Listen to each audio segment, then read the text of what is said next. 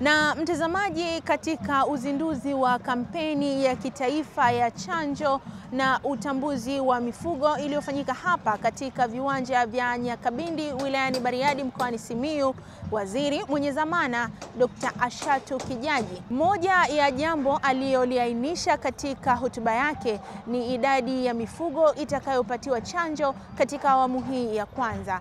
Huyu hapa waziri Dr. Ashatu Kijaji akisoma hotuba hiyo mbele ya Rais Dr. Samia Suluhu Hassan. Tukio hili la kihistoria la uzinduzi wa chanjo na utambuzi wa mifugo yetu. Nafahamu unayo majukumu mengi sana, lakini kutokana na umuhimu wa sekta yetu ya mifugo umeona ni vema ukaja kuungana na sisi leo hii. Asante sana Mheshimiwa Rais kwa heshima hii kubwa uliotupatia sisi wafugaji wa nchi hii. Mheshimiwa Rais, napenda pia kuchukua fursa hii kuishukuru sana kamati ya maandalizi kwa kukamilisha maandalizi haya ya shughuli yetu hii tuliyoianza siku ya jana. Kipekee kabisa ni mshukuru na kumpongeza sana Mheshimiwa Kenan Kihongosi, mkuu wetu wa mkoa wa Simiyu, kwa kazi kubwa aliyoifanya. Najua timu yetu kutoka wizarani ikiongozwa na kaka yangu Abdul Muinte ilifika hapa tangu tarehe 1 ya mwezi wa 6. Aliwapokea, akakaa nao, akawaongoza vema, na hatimaye leo hii tunaiandika historia njema kabisa ndani ya taifa letu kwenye sekta yetu ya mifugo. Asante sana Mheshimiwa mkuu wa mkoa.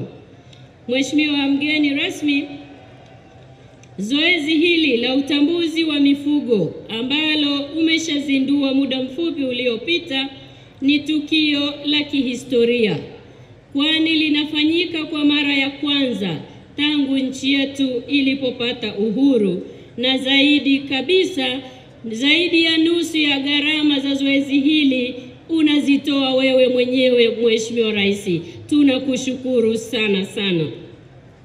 Sote ni mashahidi, tangu umeingia madarakani umetoa kipaumbele kwa sekta za uzalishaji, ikiwemo sekta hii ya mifugo na uvuvi, ambapo umekuwa ukitoa ridhaa kila mwaka ya kuongeza bajeti ya sekta yetu hii. Mheshimiwa Rais, wakati unaingia madarakani mwaka 2021, bajeti yetu ya Wizara ya Mifugo na Uvuvi ilikuwa shilingi bilioni 66 tu. Na leo hii Mheshimiwa Rais umeturuhusu kwa mwaka huu bajeti yetu imefika shilingi bilioni 476, ambayo ni zaidi ya 613. Mheshimiwa Rais, ni wazi kwa akili ya kawaida kabisa inakuwa vigumu kuelewa kwa haraka, lakini kwa uzalendo wako na mapenzi yako mema kwa wafugaji na Watanzania kwa ujumla umeweza kuyafanya haya kwa muda huu mchache sana wa miaka 4 tangu umeingia madarakani. Kwa niaba ya wizara na wafugaji wote nchini ninakushukuru sana Mheshimiwa Rais, na hakika tunakiri kwamba tuna deni kubwa sana kwako. Mheshimiwa Rais, muda ni mchache, nilitamani kuyasema yote tuliyoyafanya kutokana na kuongezeka kwa bajeti hii. Naomba uniruhusu niseme moja tu au mawili.